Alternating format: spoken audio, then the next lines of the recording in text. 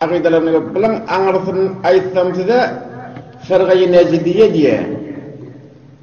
Şunun anırsına Fırgayı Necidiye diye. Ve avvalla da vaklar yüze çıkıp öder yine dargayan bilen. Muhterem Müslüman doğanım, hürmetli tәsіқona хуntana. Sen gelip yani cemaat tebliği Necde Arabistan'ı set vermekliğin görmedi yerden, bilmedi yerden, barıp oturuşmadı yerden, merakıdı cemaat tebliği, ulema-i cemaat tebliği görmedi yerden, sen şeyle bir daha da şeyle ekini set vermekliğin Müslüman doğan.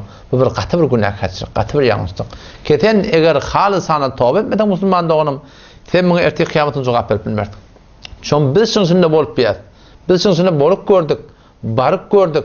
Bir yıllab zinan oğlanı soğan harzını koyup icazatı bilen biz gittik şun içine girip gördük. Anırtına barık kayıttık Müslüman doğan. Beyli bir daha şun aslında hiç menhecinde yoklar. Belki şunkun Arabistan'ın Suudi eğer cemaat tebliğ olup cemaatler iberlip da kulli dünya men gözüm bilen gören adam Pakistan'da her günde 100 cemaat, 120 cemaat, 130 cemaat kulli dünya iberlip Pakistan'ın ölçüsünü iberlip ve her günde girip aynı varahim akşamara ertesi halkın koyunun girip çıkışıyalak öz ahirine varahim şonu yani yatak cayına şocere girip çıkıp adamlar o şu cemaatler yüzden elek cemaatler her gün gidip gelip şon palanca cemaatini dünyanın başka yerlerine iberiyerler pokta alimler içinde oklap pokta karkollar içine oklap. Emma şu cemaat tebliği kulli dünya her günde her yerden adamlar iberdi. Arabistan'ın şöyle aslında falan akla. Arabistan'a koymayanlar şunu tebliğ etmeklige. Ten aytıyartın şunu anırtın Necd'den ne aytıyartın. Arabistan'ın ne aytıyartın. Hatta var akim Doğat oğullar cemaat tebliğ olup Pakistan'dan gitmeye olanlar şu talibi cemaat tebliğ edip aytıp başarmayat. Belki başka bir tertipte şeyler yapıp işleyeler Müslümanlığı. O ham termoning var akim katı yanlış Müslüman doğan. Yani kulli dünyada cemaat tebliğ edip duranların kulli dünyada yayılırlar elhamdülillah. Ve ne kadar kafirler şunun üstünden Müslüman buluglu, hidayet buluglu, ne kadar ha mescitler şunun üstünden tanlanlı, ne kadar ha hidayetler şunun üstünden artırıllı. Ama Arabistan'a da katı kulli dünyada 4-5 sene keşfeden adım tutuyorlar. Şuna Müslüman doğuşlar kullen talan akla. O zaman sen gelip barakim bunları şoların sötmemekliğin bu katı Müslüman doğan katı bir yanlıştır. Ondan sonra da böyle bir tarafa gaziye. O bir tarafa gaziye sen bundan haberim olsun. Şu Xud ulema-i Necd Arabistan'ı Suudi kitaplar yazıptırlar cemaat tebliğinin aleyhine. Aleyhine kitaplar yazıptırlar. Kişiler doğru cemaat yaşlar deyip. Ama sen gelip beni bunlar onlarına süt vermekten. Hemçinani ki şu kitapların adını ben öz kitabımdan da bir okuyup görse sefeysizli bispencinle nesine kitabın adını ettim. Kişiler ulema-i Necd Arabistan cemaat tebliğinin aleyhine yazıptırlar. Şun birden biri inerken fetavai aime ehli sünne es-selefi fi cemaat tebliğ deyip barakim. Şu forum kitap yazıptırlar. Ya el-kavlul beligh fi tahzir min cemaat tebliğ Abdullah Tujili'nki ya İbn Teymiyye rahmetullahi aleyh ve cemaatut tebliğ deyip barakim. Şu forum ölür barakim. Şunu kitap yazıptırlar. Kitaplar yazıptır şunun aleyhine. Ama sen bu hukukun gelip onların nispet veriyorsun Müslüman doğumunu katı yanlış. Ondan sonra da bir tarafa gaziye. O bir tarafa gaziye ne mi? Sen şu öğde içsin yalak vakt tafılıp dargak gitiyeli deyip aytiyan değil mi? Hop dargak gider da sen neydi o da kalır. Hemen şu at neyse yakınlıkta sen ne mesel kayga kalır diye. Şuporum gıybet, şuporum töhmet, şuporum betkuyular, şu kadar betzebaniler.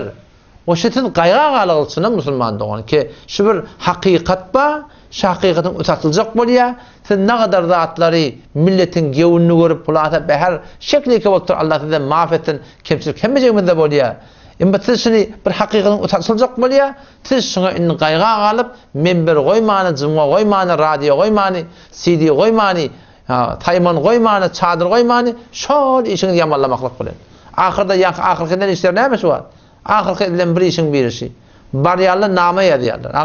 Ağa falani şahsi benim amanullah hava bizim şehrimize gelirdi. Ondan sonra şunu adamın üstüne şuuriş ettiği şunu adam öldürülamamalı. Adamların üstünden biz hulata siz devlet mertleri haber veriyor ki ihyanın eğer balakım şuuriş olsa falan olsa sonra bize aytmat değil mi ha deyip nama yazıp imdallar edip eltip tevil vermeklik siz ne mi kayga kalır? Eğer biz bakın dargak gitmeli olsak o ölümün dargak gider Müslüman doğun. Eğer bir adam cüreti olsa, gayratı olup şuuriş etken bu da şuuriş etsin. Vurup bilýän bolsa wurtullar ellerinden gelýän bolsa, öldürüp bilýän adam öldürse elinden gelýän bolsa, ne vurulmadan gorkulýar musulmandan şu ýolda, ne öldürülmeden gorkulýar. Eger bir adam tezabat şuat bir adam mal ýygnaýar da, yer ýurt ýygnaýar. Saňa meňleşme, şoň meňleşme rahim. Şoňsyň adabyra ýygnaýar. Emma bir adam adabyra hatyra düşenne yer ýurdundan geçýär. Bir adam jany hatyra düşse yer ýurdundan hemme adamdan geçýär. Bir iki gelipdir adamımızdan, avremizden, hem adamımızdan geçti. Tenşini Müslüman doğan ankbil. Biz ölümden hiçbir yarımına korkuyumuz yok. Biz eğer şalp bariyan yolumuzda ölsek, inşallah bize şehadet nasip eder deyip bir de umidimiz var.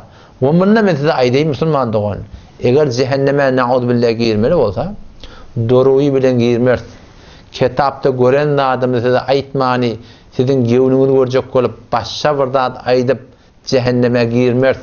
Eğer kitapta birdat görüp, hakikati görüp, adımızdan, avrayımızdan, muğiyetimizden korkup, hakikati aytmanı başa birdat aydıp cehenneme girmez.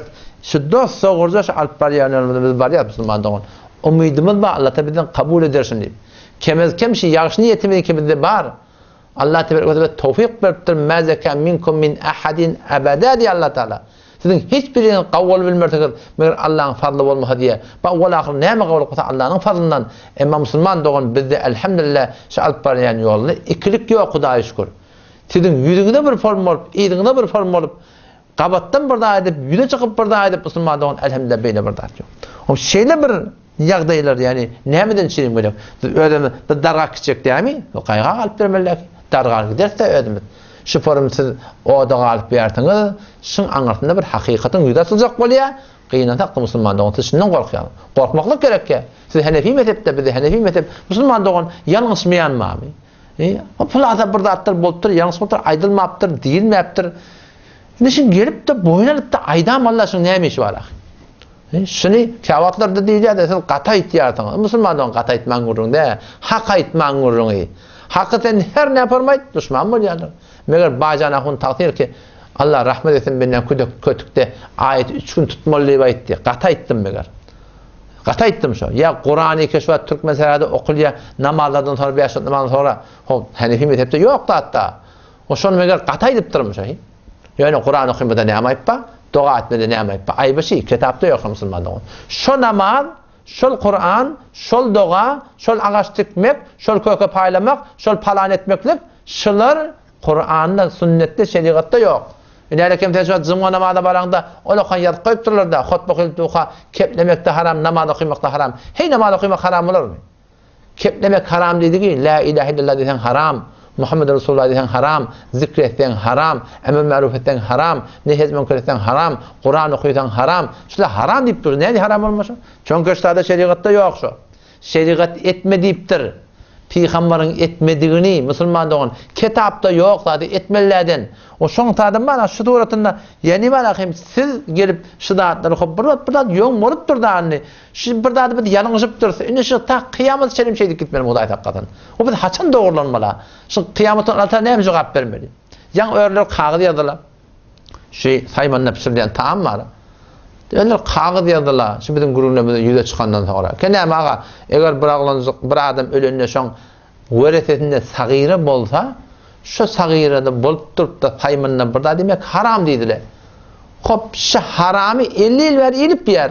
Şu konuşasypdyr kitapdan görüp dursaň hop dogry demişdik da. Kagyzda da ýazyňyz, sonra da nämetçen bilen ýamasan çaljakmy ýygnadyňyz. O Müslüman dogan ýalňysmaýanmamy? Hemme çizra hemegan danan, hemegan henüz ez moderne zaýdan. O Müslüman o bilmepdirse babar etsinler millet istigval edecek. Allah tebarek ve teala bir razı bolacak zady. Kim ki ýalňysmady Müslüman dogan.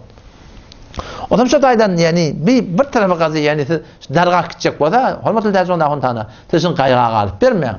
Ol Arabistan falan nipde beýlek şeýlek bir nispet berip bermeň Müslüman dogan. Bular töhmet, bular ýok zat. O Pakistan, Hindistana gitýärler Müslüman dogan. O taýdan adyny garatjak bolup bermeň. Tamam 100'den 98'si mantığı Türk meselede okulyan kitap Zahidanyňky, Hindistanyňky, Pakistanyňky.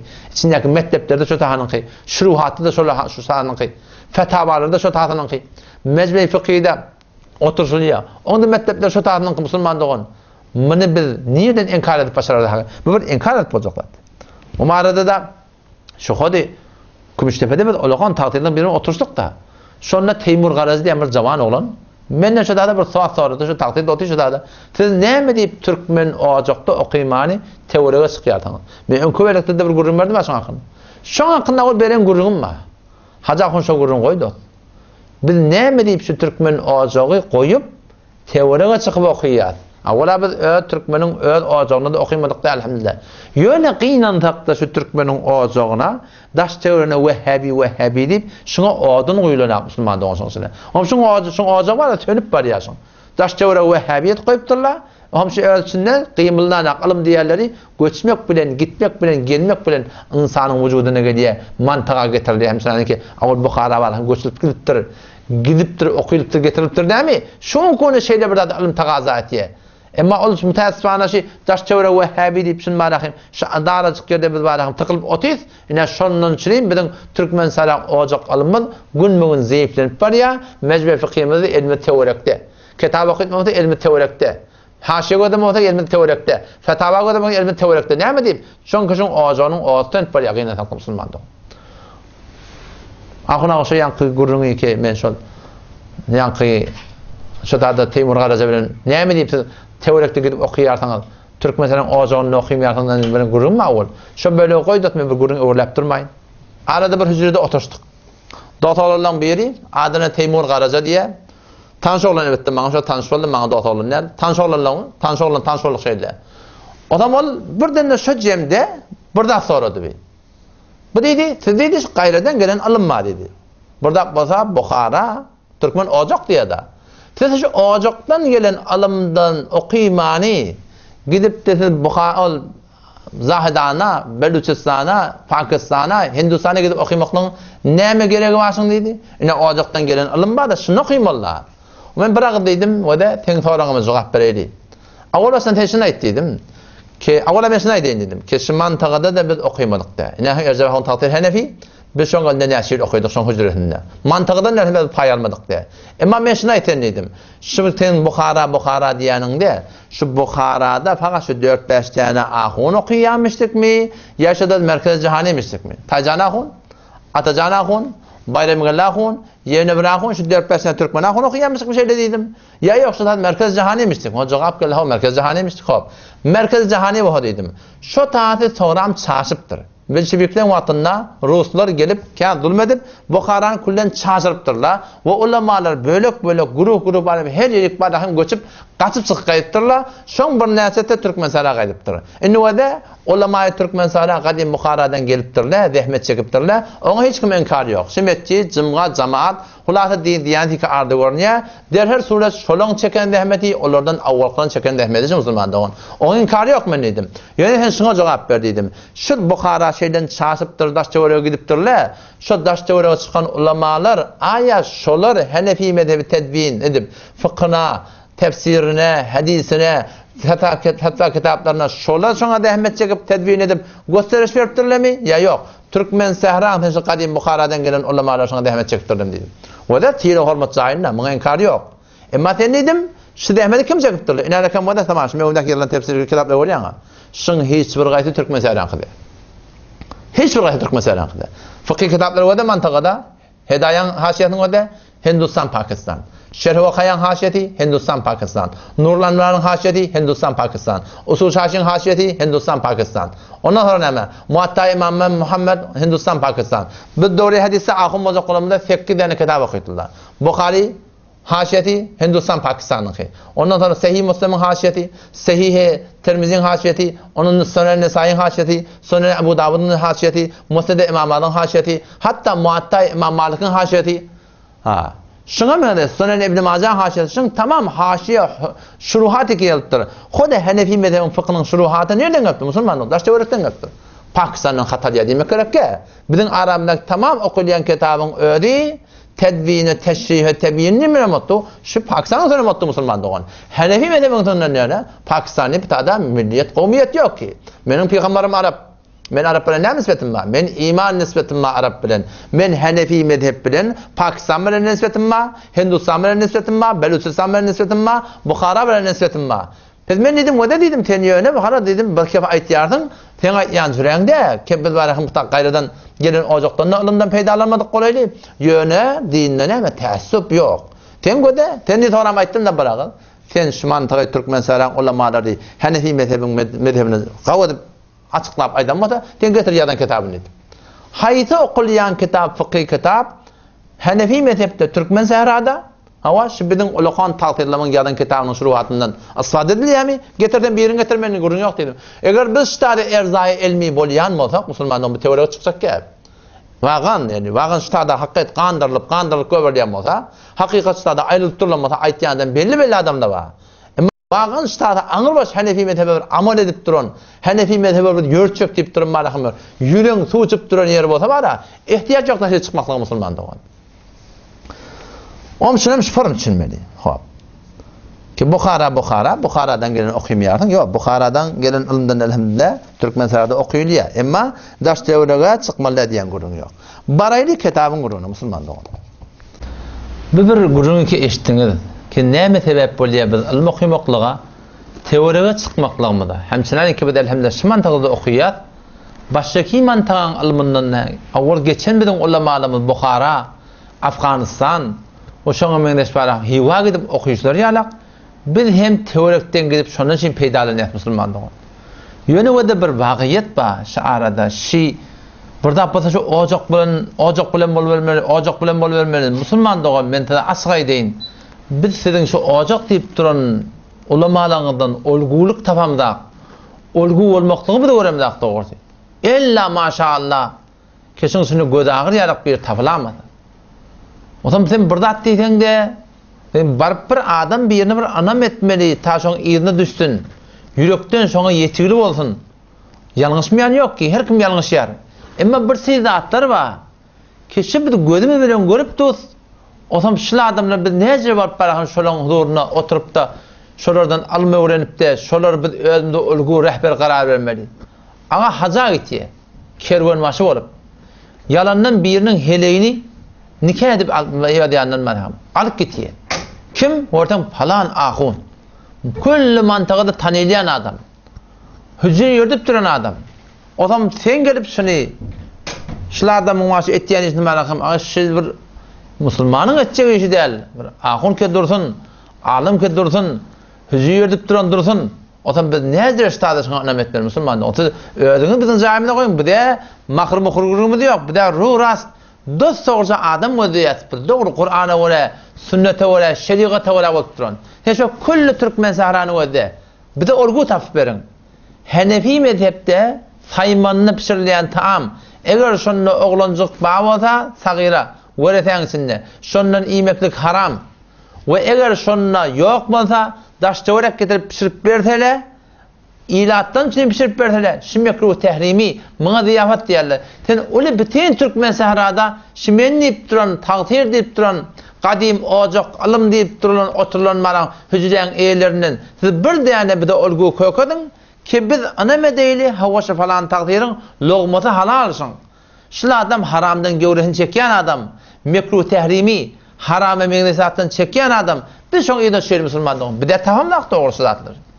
Yok biz hiç kime yamanlığımız yok musulmanlığın. Emma bizim daş teorekten taptık. Daş teorekten doğru şeriatı teoriya bolup berdi. Biz gördük. Şolun yani biz yaşadık elhamdülillah. O şonun için marahim daş teoriya çıkıldı. Daş teoriya marahim şu tada ilm okuymaklığı da etmeye hüvvet oldu. Ya inalekem ağa gelip de sorulya bir Hudaya tığılmaklığın hakkında. Oturup ödünden bir düzgün düzüptür.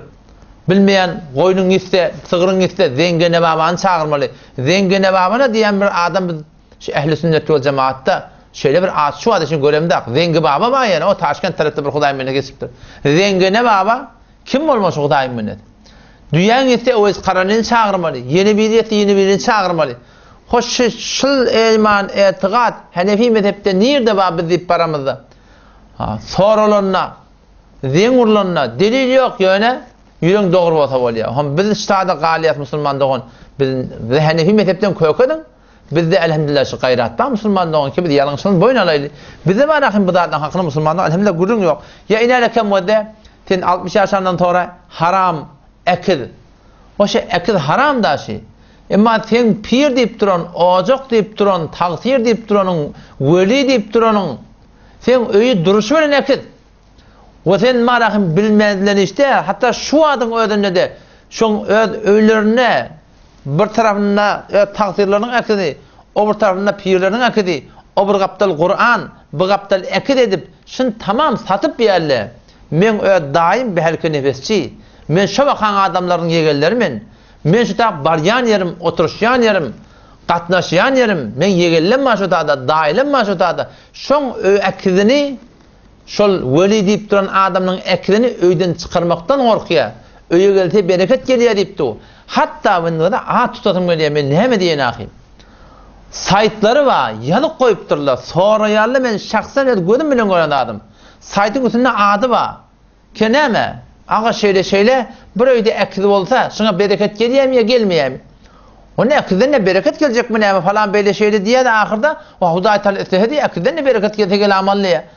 Oğlum diye bunlar irat tutup vermeli zaten ya diye. Halbuki Allame Şamil rahmetullahi aleyh Reddül Muhtar'da ekidin haramlığına iki tane daha da okuyuptur, iki illet okuyuptur. Birisi ekidin bir mudahaddi halqillah ve Allah Teala yaratılmakla mengneş olmaklık mı?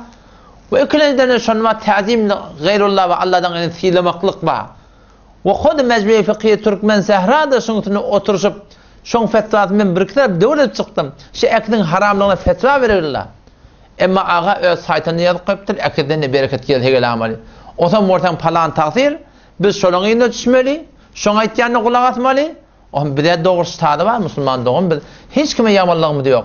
Emma kıyınan tak da bir doğrusu tadı, olgu tamamda ödümde, olgu tamamda. Sen ocak deyip duran Allah talan, gel yerli ekerduğunu toyda haram etmeli, haram da gurun yok. Haram etmeli, onunla ne etmeli? Kıcak doğu tarihi, bu da şöyle dettiğinize haram, ay bana ecade berayli. O Müslüman doğan şuna kim size ecade veriptir şey etmeklige? Şeriat niye size ecade veriptir şeyle bir Allah'tan haram ettirene halal etmeklige? Bunlar doğruca ayet C ki Sure-i Tevbe ittekadu ahbarahum ve ruhbanahum erbaben min dunillah. Şu ulemalarını, keşiş ruhbanlarını Allah'tan gayrı Rab tutunurlar. Bu da hudaylık makami, hudaylık derecesi. Halal haram etmek, haram halal etmektir. Bu Allah Teala'nın derecesi. Addi bin Hatim radıyallahu anh gelenine ya Resulullah biz ulemalar ibadet edem da, bu ulemalar huday tutunum da. O Peygamber şuna etti diye demek şu halal haram edenle, haram halal edenle siz şolun tıyda hürmetine için şolun Rab olmadan hava na'udu billah Müslüman doğun. Biz ahummalı bol bir ocak alımı deyip Bukhara Şerif'in alımı deyip son adına dayanıp gelip ne etti? Allah'ın haramını halal edip halalını haram edip adamlara biz na'udu billah hudaylıklık derecelerini ödümüde edinip dur Huday hakikaten. O zaman bir doğruda şiratlarını bir ınzıtıya. Yoksa sen hayta bir adam sen getir, sen şeriata muvafık olsun, biz şu mantıqdan pir tutsunacak ödümüde. Şu mantıqda evde örgü tutsunacak. Biz ögü düşüp adavra yalaylı bir dadın gidiyor. Şu bizim bolup yaşıyor adavra gidiyor dedi. Ganimet akıllı adamı belli Müslüman doğun.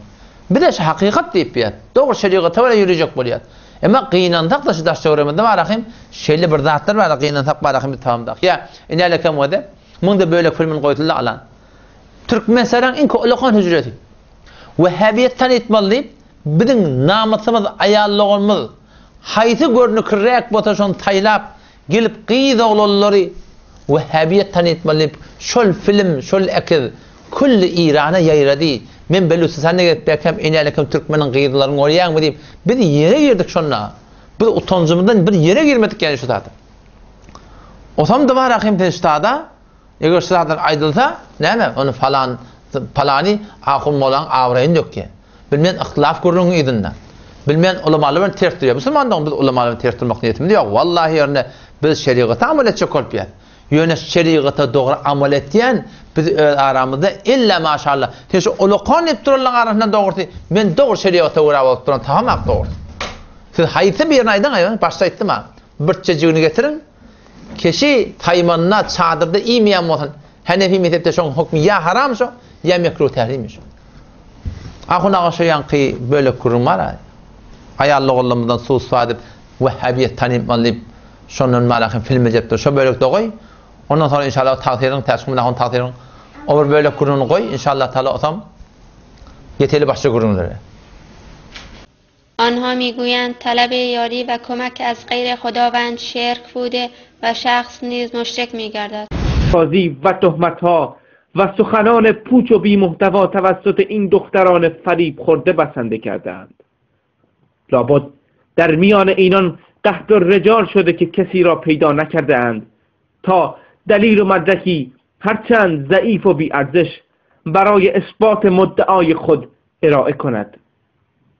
همانطور که مستحضر هستید، غربیان برای تشویق مردم به کالاهای خود از دختران زیبارو و جوان برای تبلیغ کالاهایشان استفاده می کنند و این کار ناشی از رذالت اخلاقی و کمبود فرهنگی آنان می باشد.